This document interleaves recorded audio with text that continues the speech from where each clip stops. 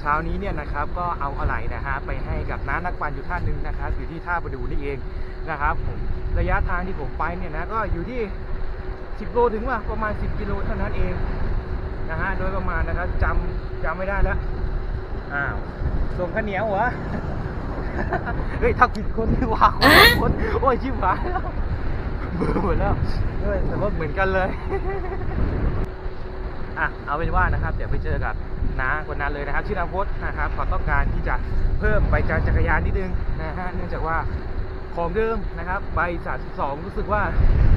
มันขี่แล้วเหมือนว่าไงมันใช้รอบขาเยอะนะฮะเขาก็อยากจะเพิ่มสเต็ปขึ้นมานิดนึงนะฮะเลยผมเอาใบ36ไปให้นะครับนี่อยู่นี่นะ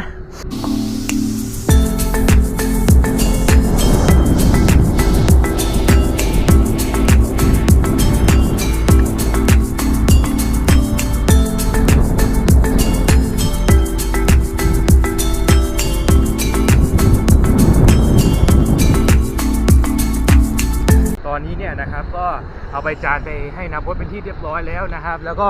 นี่นะอุดหนุนข้าวเหนียวหมูย่างมาสักหน่อยนะฮะวันนี้ก็ประมาณนี้แหละนะครับเนื่องจากว่าผมไม่ได้ปั่นมานานด้วยเนาะเมื่อกี้ไปเนี่ยนะแค่8 โลเองนะครับมาจากบ้านมาถึงวัดท่าประดูนะฮะคลิปนี้นะครับก็ฝากกดไลค์กดแชร์นะครับกดติดตามนะครับให้กับช่อง YouTube ปฏิภาณด้วยนะครับฝากเป็นกำลังใจให้ด้วยนะขอบคุณมากที่ติดตามรับชมครับ